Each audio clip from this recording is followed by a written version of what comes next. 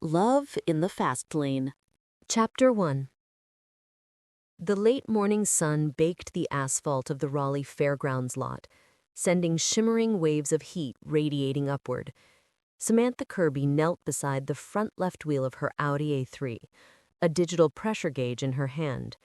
The air smelled of burnt rubber, unburnt hydrocarbons, and the distinct, sweet scent of high-octane race fuel, but Sam only smelled the data. The readout flickered, 36.2 psi. Too high. She pressed the release valve. A short hiss escaped. The sun had shifted over the last hour, beating down on the driver's side of the car, while the paddock remained static.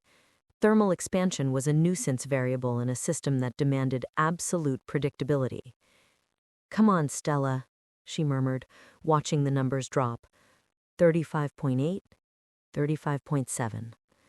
Sam released the button. Perfect. She stood, wiping her hands on the thighs of her worn denim jeans. At 29, she moved with the stiff, practiced economy of someone who spent her weekdays optimizing server architecture and her weekends optimizing suspension geometry. A loose strand of chestnut hair escaped her ponytail, sticking to the sheen of sweat on her forehead. She blew it upward, annoying and forgotten in the same breath. Most women at the track were girlfriends holding umbrellas or enthusiastic novices in Miatas covered in stickers. Sam looked like she was about to run to the hardware store. Her gray t-shirt was nondescript, her feet clad in low-top Chuck Taylors that offered just the right amount of pedal feel. No racing suit, no branded hat. Stella, the car, matched the owner. A dark gray Audi A3 sport wagon. To the casual observer, it was a commuter car, complete with a full leather interior and air conditioning. There were no racing stripes, no massive wing on the trunk, no aggressive splitter scraping the tarmac. It was a sleeper in the truest sense. But a racer would look at the wheels. The factory rims were wrapped in Bridgestone RE71 RS rubber. 200 treadwear tires that looked like standard street shoes, but felt like flypaper to the touch. Sticky, picking up every pebble in the paddock. "Hey there." The voice was male, confident, and encroaching on her perimeter. Sam didn't look up immediately. She capped the valve stem, her mind still calculating the coefficient of friction for the upcoming sweeper turn based on surface temperature. When she finally turned, she found a guy leaning against a bright orange Mustang GT. He had the requisite sunglasses, the branded polo shirt, and a grin that suggested he thought he was doing her a favor. "Tech inspection is over there if you're looking for it," he said, gesturing vaguely with a thumb. "Unless you're just parking?" "Already teched," she said, her tone flat. She moved to the rear of the Audi to check the trunk latch. "Oh, nice. Running in street class? Those Audis are comfy. Good for getting groceries, I bet. I'm running in C prepared. Keep an eye out for the orange beast. I'm hoping to break 40 seconds today." Sam cracked a Gatorade. Her pale green eyes dissected him. He was the variable X she hated. High noise, low efficiency. Mustangs are heavy, lots of power, terrible rotation. You'll plow through the slalom if you don't manage your throttle input. He blinked, his grin faltering. Yeah, well, the V8 makes up for it. Just stomp and steer, right?" "If you like buying cones," Sam countered. "I prefer effective movement." She turned her back on him, opening the rear door to check her helmet. It was a dismissal, clean and sharp. She didn't have the energy to explain that horsepower was a crutch for people who didn't understand physics. The orange Mustang guy lingered for a second, realized he'd been ejected from the conversation, and wandered off to rev his engine unnecessarily. Sam exhaled. The social aspect of autocross exhausted her. It was a male-dominated ecosystem of posturing and displacement. She wasn't here for them. She was here because the world outside these pylons offered very little control, and she craved control the way an addict craved a fix. Her phone buzzed in her pocket. A text from Doug. "Don't bin it into a curb. Mom will kill me if you die before Thanksgiving." A small smile touched her full lower lip. Her brother, the veterinarian, understood the mechanics of living things, while she understood the mechanics of inanimate ones. They overlapped in their shared exasperation with their parents. Their father was currently golfing his way through retirement in Florida with a stepmother who thought systems engineer meant Sam fixed printers. Her mother was in West Virginia, gardening with a stepfather who always asked Sam when she was going to settle down. Sam typed back.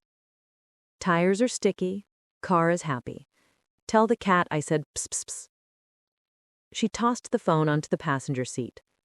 That world, the expectations, the fragmented family geography, didn't exist between the start and finish timers. Excuse me? The voice was quieter this time, tentative. Sam looked over the roof of the Audi. A young woman, maybe 22, stood clutching a helmet that looked 2 sizes too big. She wore a panicked expression and stood next to a bone-stock Honda Civic. Yeah? Sam asked, softening her posture. I think I'm lost, the girl said. They called my group, but I don't know where the grid is, and I don't know if my numbers are right. Sam walked around the car. This was a mentorship opportunity, a system failure she could correct. She approached the girl, noting the blue painter's tape loosely applied to the Civic's door. It read 14, but it was peeling. You're in the second heat. Sam stood, pointing toward the rows of cars lining up. That's grid A. You want to be in the second lane, and your tape is going to fly off at the first hard corner. Oh, God, the girl whispered. Relax. Sam reached into her pocket and pulled out a roll of blue tape. She always carried spares. Here, clean the dust off the door first with your sleeve. Then stick it down hard. Rub it until it heats up. What's your name? Jessica. I'm Sam. Listen, Jessica. Forget the other cars. Forget the guys revving their engines. They're compensating. Jessica let out a nervous laugh. I'm serious, Sam continued, her voice firm but kind. Look ahead. Not at the cone in front of you, but the one after that. Your hands follow your eyes. If you stare at a cone, you'll hit it. Look where you want to go. Look where I want to go. Exactly. Smooth is fast. Don't fight the wheel. If the tires make too much noise, you're asking them to do something they can't do. Now, go get in line before the grid marshal yells at you. Jessica beamed. The panic subsided into determination. Thanks, Sam. Go get him. Sam watched her run off, a flicker of satisfaction settling in her chest. Mentoring was optimization. It improved the quality of the field. She returned to Stella. It was time. She slipped into the driver's seat. The leather was hot, but she didn't care. She adjusted the seat. Upright, close to the wheel, her wrists had to drape over the top of the rim without her shoulders leaving the seat back. Leverage. She plugged her phone into the mount, pulled up the Solo Storm data logger app, and verified the GPS lock. The accolades didn't matter. The data did. She wanted to see her lateral G-forces. She wanted to see where she was braking too early. She pulled the helmet on, the chin strap clicking into place. The world muffled. The chatter of the paddock, the distant highway noise, the drone of the announcer faded into a dull hum. She keyed the ignition. The Audi purred to life. No roar, no shaking chassis, just a refined German idol. Sam rolled toward the grid, the gravel crunching under the sticky tires. She took her place in line behind a Corvette that looked like a fighter jet and in front of a stripped-out Miata. She closed her eyes. Visualization. She ran the course in her mind. The start was a straight shot into a slalom. Left, right, rhythm. Then a hard 90-degree left. Weight transfer. Brake straight, turn in, wait for the back to rotate. Audis were nose-heavy. Understeer was the enemy. If she went in too hot, the car would just plow forward like a shopping cart. She had to trail brake, keep the weight on the nose as she turned to get the rear end to step out. It was a delicate dance, convincing a safe family sedan to act like a pivot. The Corvette ahead peeled out. Smoke billowed. The driver was showing off. burning up his tires before he even hit the first gate. Amateur, she whispered inside her helmet. The starter waved the Corvette forward. It blasted off, rear end fishtailing. Chaotic, inefficient. Sam rolled up to the line. She stopped exactly where the marshal indicated. She engaged launch control. Left foot on the brake, pressing hard. Right foot mashed the accelerator to the floor. The engine revs climbed and held steady at 4,000 RPM, the computer building boost in the turbo, holding the energy like a drawn bowstring. The marshal checked the course. The radio crackled. He pointed at Sam. Go. She sidestepped the brake pedal. There was no squeal, no smoke. The Quattro all-wheel drive system simply slammed 4 patches of rubber into the asphalt and leveraged the earth backward. Her head snapped against the headrest. The acceleration was violent and immediate. Stella didn't roll out. She teleported. Gate 1. Sam disregarded the speedometer. It was useless information. She judged speed by the blur of the periphery and the vibration through the steering column. She approached the first slalom. The cones were a rhythm section. She flicked the wheel. Left. The heavy chassis leaned, but the upgraded rear sway bar fought back, keeping the car flat. Right. Left. Right. She was inches from the plastic cones. A strike was a 2-second penalty. To the spectator, it looked close. To Sam, it was geometry. She was threading a needle at 50 miles per hour. The sweeper. A long, decreasing radius right-hand turn. This was the danger zone. The car wanted to push wide. Sam lifted off the throttle, tapping the brake lightly, not to slow down, but to shift the weight forward. The nose tucked in. The rear tires felt light, sliding just a fraction of an inch. Rotation. She got back on the gas early. The DSG transmission shifted thwump, a flat, percussive fart from the exhaust as the ignition cut for milliseconds to slam the next gear home. The sound was unglamorous and brutally effective. Then the mistake. She got greedy entering the Chicago box, a tight 3-cone element. She carried too much speed. She turned the wheel, but the physics equation didn't balance. The front tires groaned, scrubbing across the asphalt. The car wasn't turning. It was sliding straight toward the wall of cones. Understeer. Panic would make her turn the wheel more. That was the instinct. Sam's brain overrode instinct. Unwind. She straightened the wheels slightly. The tires, no longer fighting a hopeless angle, regained their grip. The car bit. She snapped the wheel back, barely clearing the outside cone. Damn it, she hissed. That was 0.2 of a second gone.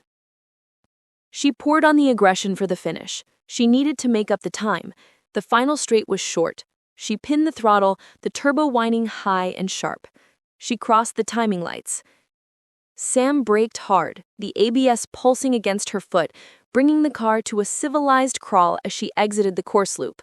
She rolled down the window, the rush of heat flooding the cabin. She didn't look for a thumbs up from the crowd. She looked at the digital display board. 39.412. Clean. No cones. She drove slowly through the return lane, her heart rate finally sinking with the idle of the engine. As she passed the timing shack, she saw the orange Mustang's time from the previous run, 41.8. Validation. She pulled back into her paddock spot, neutralizing the transmission and killing the engine. The silence that followed was heavy, ringing in her ears. Sam pulled her helmet off, shaking out her hair. Her hands were trembling slightly. Adrenaline was a powerful drug. She grabbed her pyrometer immediately, no time to rest. She jumped out, kneeling by the front tires. She stabbed the probe into the rubber.